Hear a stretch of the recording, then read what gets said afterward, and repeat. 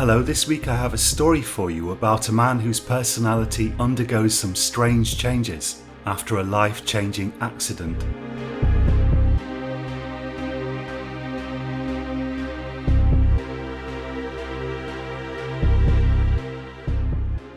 I know this place in Morocco, said Steve-O, his golden permed hair glinting in the sun.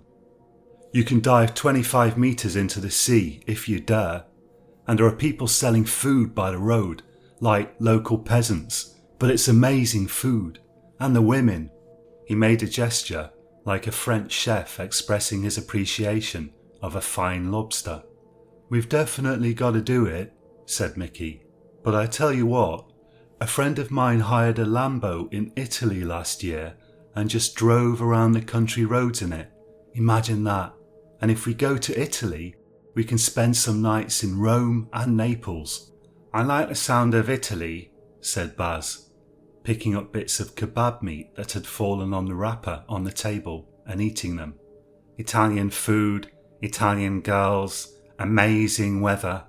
The last thing you should be doing is putting even more food into that gut, said Steve-O, flicking through stock prices on his phone. Screw you, Specky, said Baz. I may be a porker, but at least I didn't just lose the Helmsdale account. Like you would have done any better than him, said Jez. You couldn't even sell a cruise to a granny. What about we do Italy this year and Morocco next year, said Mickey. I could go for that, said Steve-O.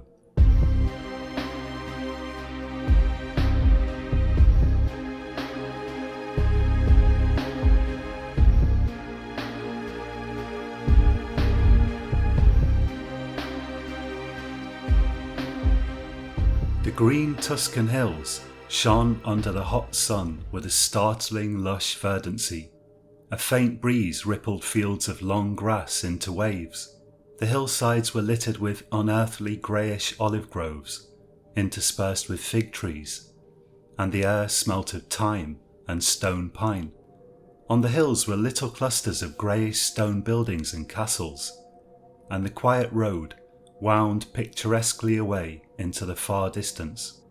It was into this calm paradise that a Ferrari FF roared incontinently, containing 4 young gentlemen fresh from the City of London, also known simply as the City. The City is London's financial district, and Jez, Mickey, Baz and Steve-O had more money than they knew what to do with. On the back seat, Baz and Steve-O sung Bella Ciao in deliberately raucous voices. Steve-O was holding an open bottle of champagne, which had already soaked pretty thoroughly into the fabric of the luxury rental. In the front seat, Jez grabbed the wheel and spun it an inch to the left. Christ, Mickey, you're weaving about like a drunk, he shouted. Get off, you idiot, shouted Mickey. You'll kill us all, you useless A-hat. To death, said Steve-O from the back, holding the bottle aloft. To death and women, shouted Jez. At that moment, a young woman appeared on a bicycle in the road in the near distance, cycling towards them. Mickey wound down the windows, and they shouted incoherent expressions of lust and approval at her as they passed. Jez yanked the steering wheel and the car skidded slightly, causing the woman to look back in alarm. Holy cow, we almost died, you imbecile, shouted Mickey. Stop doing that. Stop doing that, chorused Baz and Steve-O in a mocking tone. Jez dissolved into hysterical laughter, curling up in his seat. Faster, shouted Baz. Faster! Jez grabbed the wheel again and shouted, Oh no, we're losing control. Mickey fought to move the car back to the right side of the road, but when Jez suddenly let go, he overcorrected, and the car ploughed into an olive grove. For a few seconds he played a terrifying game of avoid the tree, and amazingly, actually succeeded in not hitting any of the olive trees, although the suspension and the front grille took a tremendous battering. Then the car smashed into a shed and the Ferrari crumpled and spun.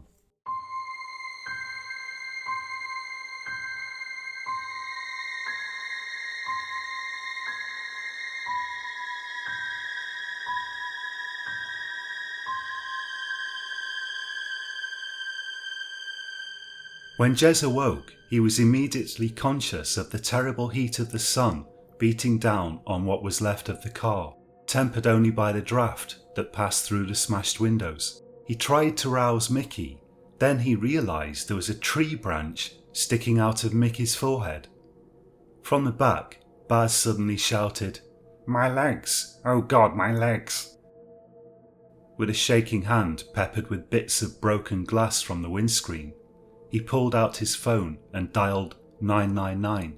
Even though this was the wrong emergency number, by some sort of electronic miracle, he found himself connected to the Italian police.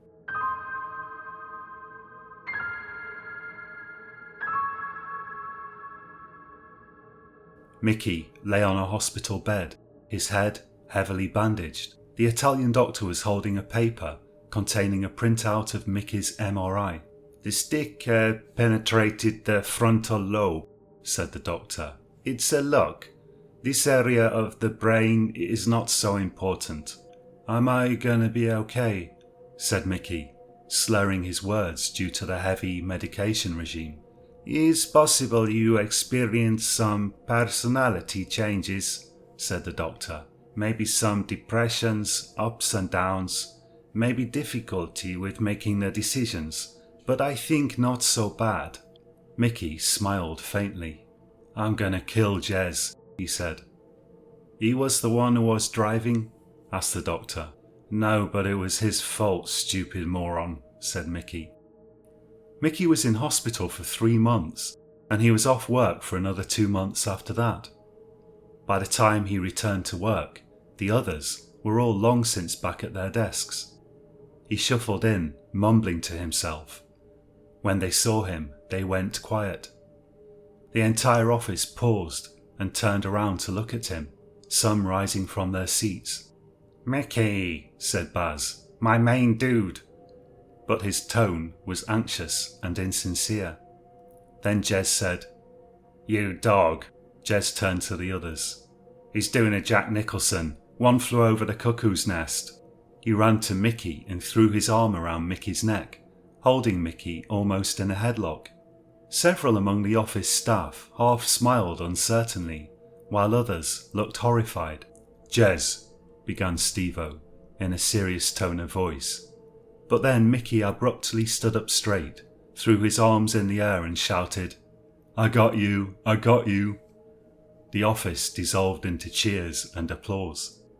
"You horrible git," said Bez, laughing. "I totally believed you." "This guy," said Mickey, jabbing at Jez with his finger. "This guy is the one I wanted to put the fear of God into." "Nothing gets past the Jezzer," said Jez. Mickey made several calls that day quite uneventfully, and placed calls and puts on 5 different currencies. It was the Jeddington call that caused him some problems. "George," he said enthusiastically, when Jeddington picked up. "It's Mick from XPFT Financial." "Hey Mickey," said old George enthusiastically. "I've heard you've been in a spot of bother." 3 months in hospital, mate," said Mickey. "What happened was, I was driving a Ferrari in Toscana and it skidded on some oil and hit a tree." George sucked in air between his teeth. "Nasty, nasty," he said. "Yeah, olive branch went straight into my forehead." "Good heavens," said George. "That car was sweet though, mate," said Mickey. "It was almost worth it, honestly." For a couple of minutes, he painted a picture of the delights of driving a sports car in the Tuscan countryside. George was a car buff, and Mickey knew all his weak spots. Since his wife had died, George's life had consisted largely of restoring an old Rolls-Royce he kept in his garage. His son and daughter were in America and Japan, respectively. "Anyway, I'll get to the point, my friend," said Mickey. "We've got an incredible opportunity for you. A little mining company out in Uganda. It's about to go absolutely mental, George mate. Through the roof." George made some appropriate sounds and asked something, but Mickey found his attention temporarily distracted. The problem was Baz. Baz was eating peanuts and sucking the salt off his fingers. "Fat twit," said Mickey under his breath. What's that? Said George. Sorry, not you, said Mickey. My idiot colleague. What was I saying? A mining company in Uganda, said George. Yeah, it's going to go ballistic, said George. I can get you right in at the start. Baz systematically sucked salt and grease off his index finger, middle finger and thumb. You sure it's a safe buy? Said George. What? Said Mickey.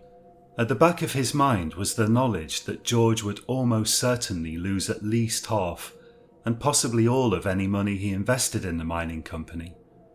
But that didn't matter, since the firm would make a profit on the commission, and he, Mickey, would get a fair slice of it.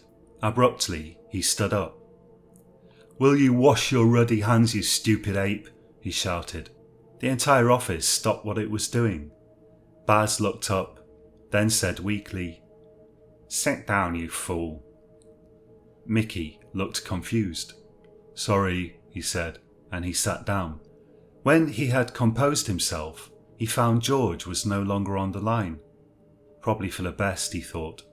His behaviour, while unusual, had been by no means completely unheard of in the front office of XPFT Financial.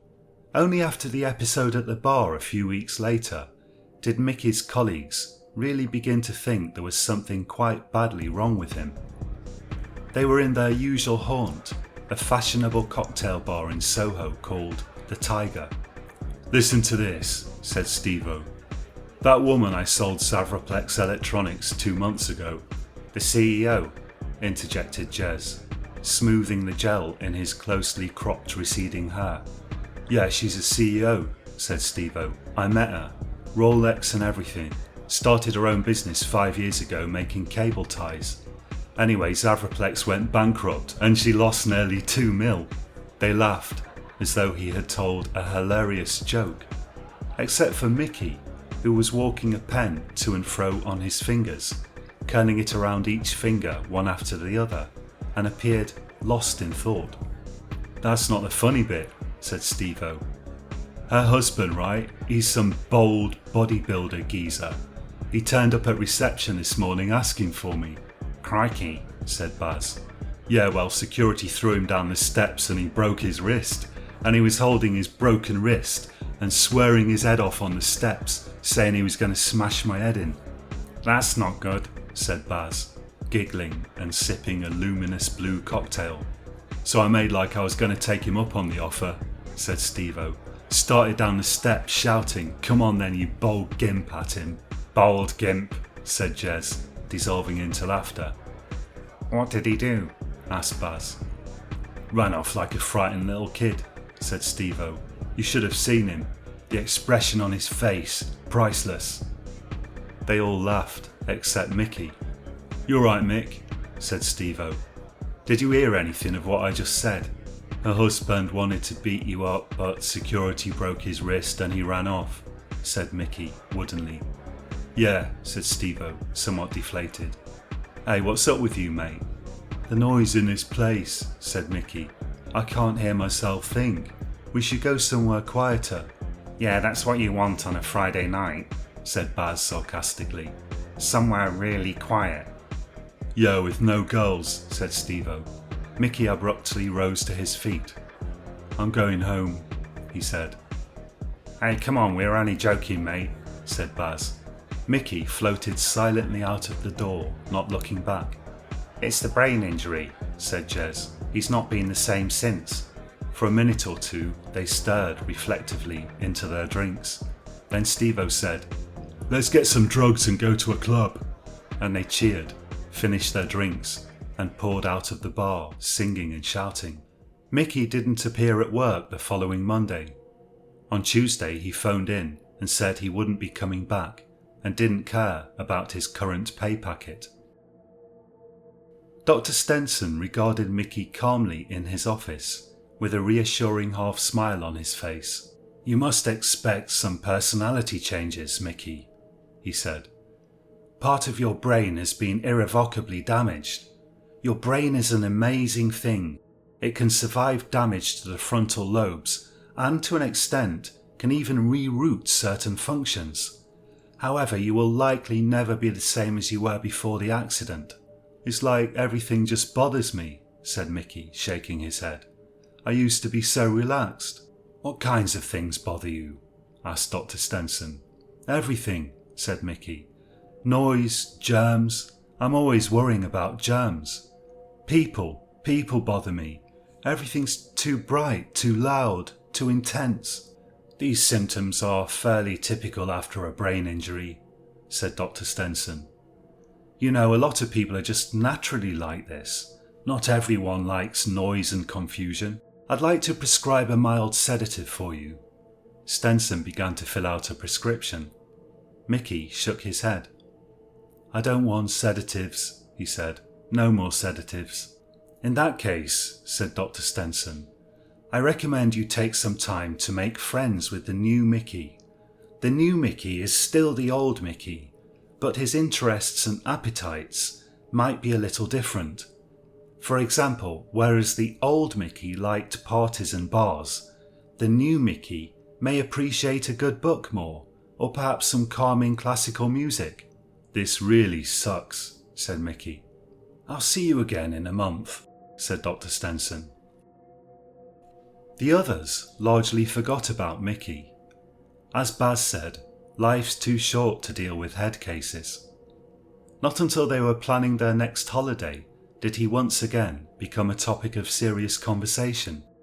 You know, we should invite Mickey, said Jez. Why? Said Steve-O. Because you feel guilty? I don't even know where he is now. He's working in a bookshop in Highgate, said Baz. A what? Said Steve-O incredulously. Yaki from accounts spotted him, said Baz. He said he really likes the piece. We planned the Morocco trip with him, said Jez. He really wanted to see Morocco. I just think we should ask him. If he doesn't want to come, he doesn't want to come. What if he comes but he's totally mental, said Steve-O. Have you thought of that, Einstein? Then he'll stay at the hotel and enjoy the quiet atmosphere of his own company, said Jez.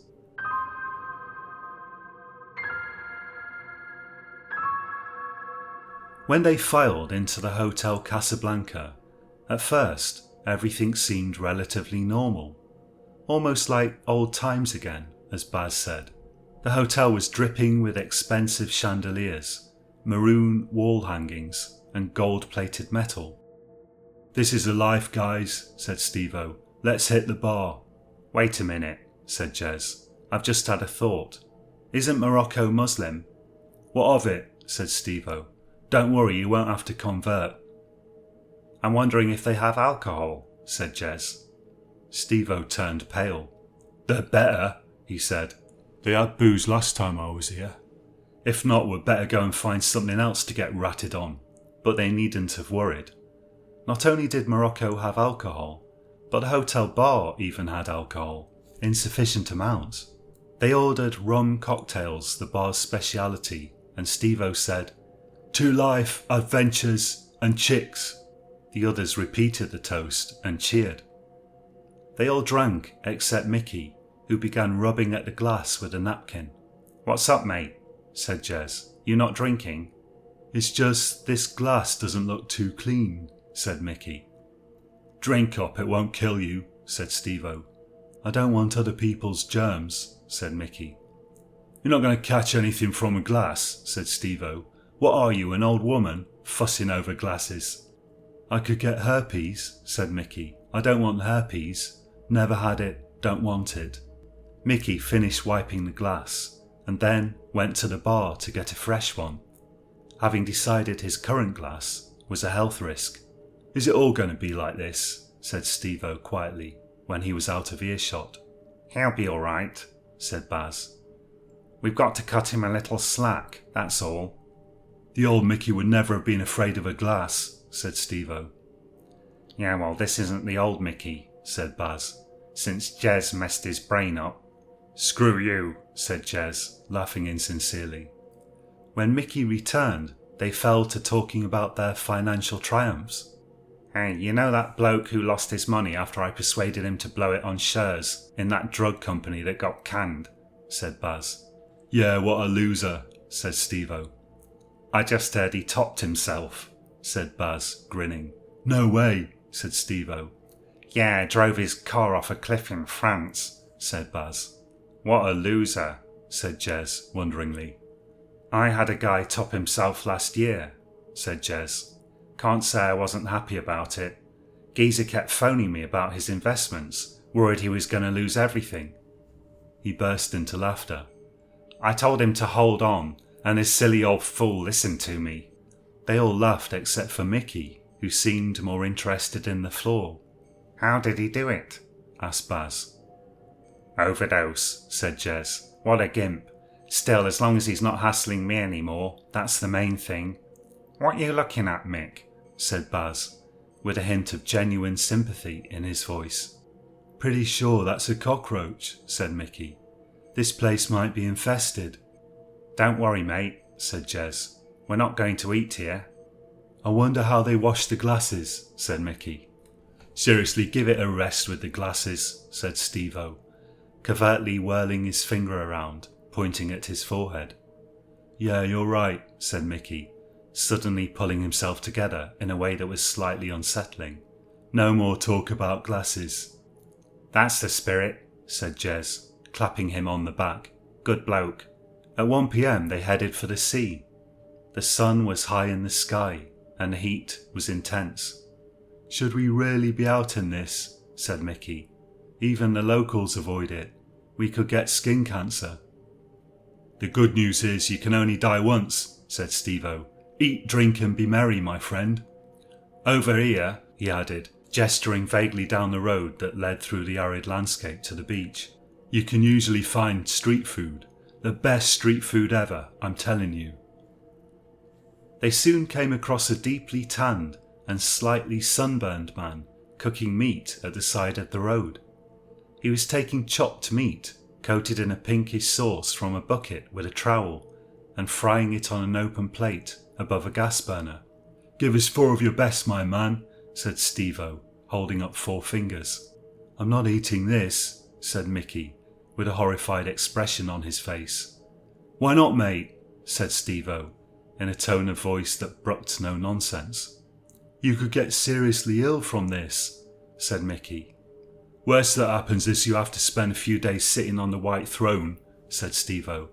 No, said Mickey. Worst that happens is you get worms in your brain or something. The man nodded and set to work.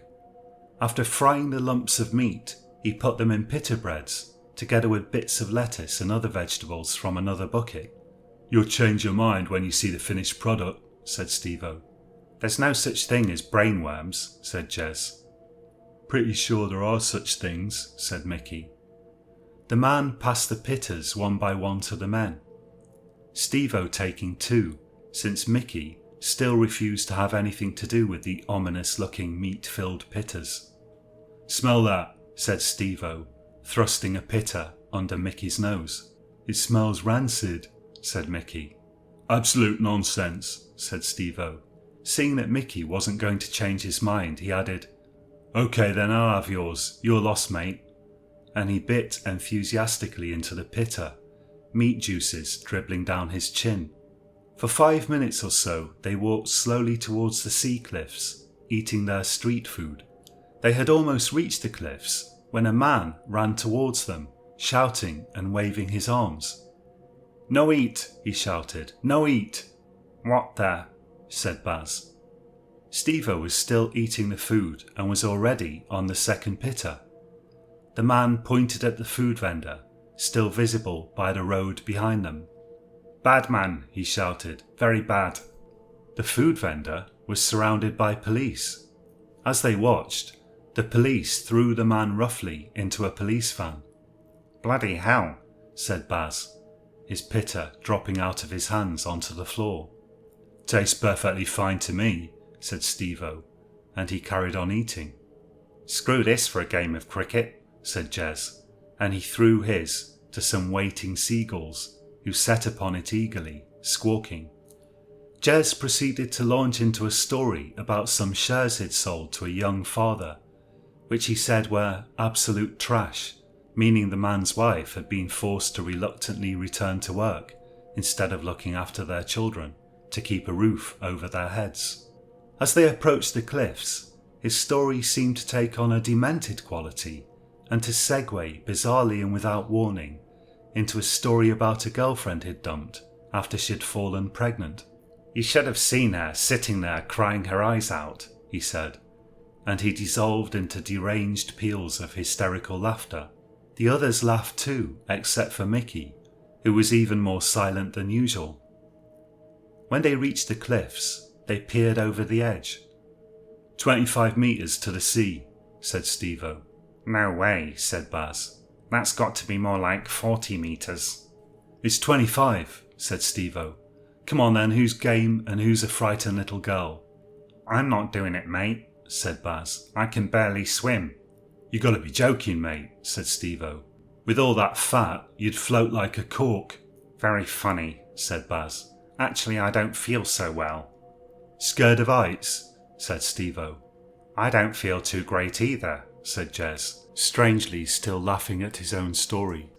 "We probably shouldn't have eaten that garbage." Jez's phone began to vibrate, and he answered the call, still laughing crazily. "You what, mate?" he said, between great, heaving belly laughs. Suddenly he sobered up. "What?" he said. "What?" said Steve-O, alarmed. Jez took the phone away from his face.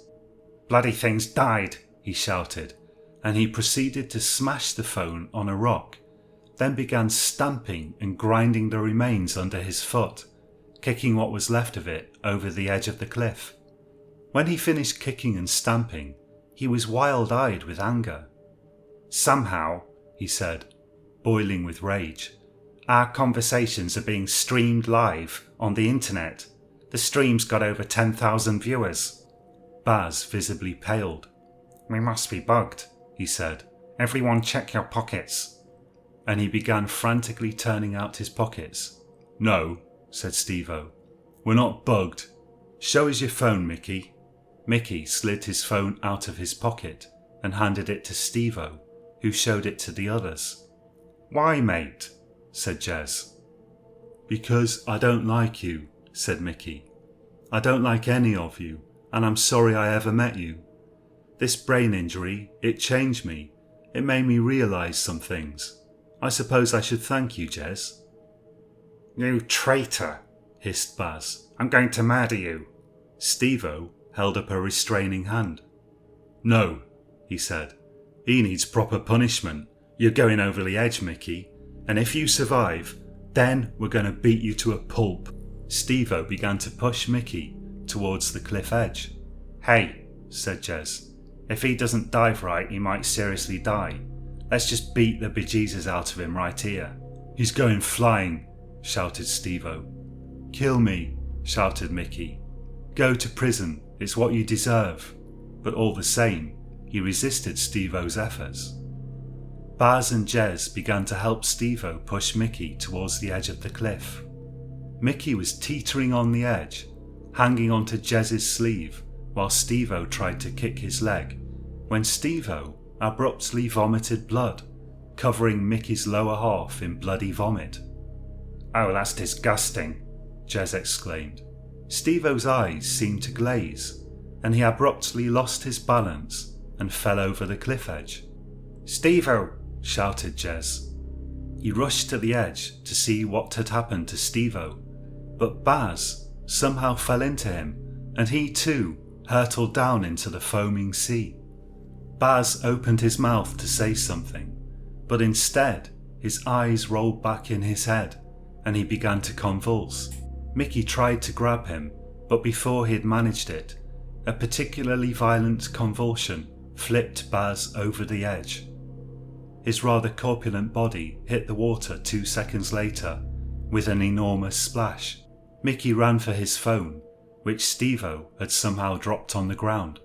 The live stream was still connected, and now had 50,000 listeners. "They've gone over the cliff edge," he screamed into the phone. "Someone call the Coast Guard." It took the Coast Guard 2 days to retrieve all the bodies. Mickey decided it was best not to attend their funerals, out of respect for their families.